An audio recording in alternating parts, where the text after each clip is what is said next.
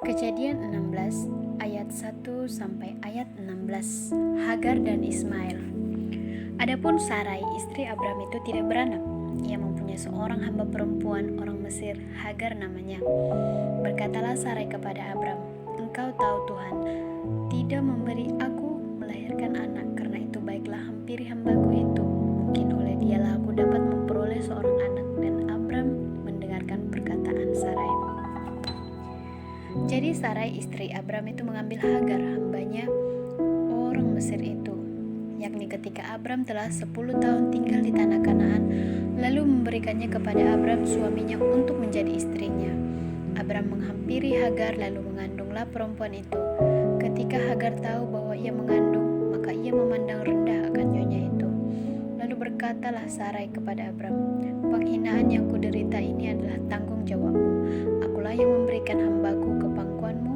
Tetapi baru saja ia tahu bahwa ia mengandung, ia memandang rendah akan aku.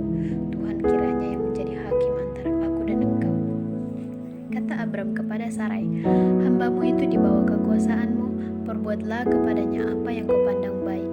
Lalu Sarai menindas Hagar sehingga ia lari meninggalkannya. Lalu malaikat Tuhan menjumpainya dekat suatu mata air di padang gurun, yakni dekat mata air di jalan ke Syur. Katanya, "Hagar, hamba Sarai, dari manakah datangmu dan kemanakah pergimu?" Jawabnya, "Aku lari meninggalkan Sarai, nyonyaku."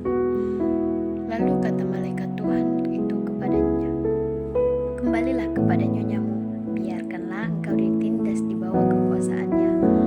Lalu kata malaikat Tuhan itu kepadanya, "Aku akan membuat sangat banyak keturunanmu sehingga tidak dapat dihitung karena banyaknya."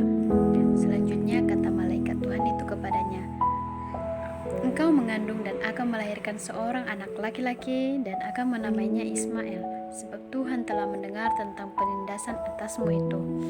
Seorang anak laki-laki yang lakunya seperti keledai liar, demikianlah nanti anak itu tangannya akan melawan tiap-tiap orang dan tangan tiap-tiap orang akan melawan dia, dan di tempat kediamannya ia akan menentang semua saudaranya." Kemudian Hagar menamakan Tuhan yang telah berfirman kepadanya itu dengan sebutan, "Engkaulah El Roi," sebab katanya, "Bukankah di sini kulihat dia yang telah melihat aku?" Sebab itu sumur tadi disebutkannya orang Sumur Lahai Roi, letaknya antara Kades dan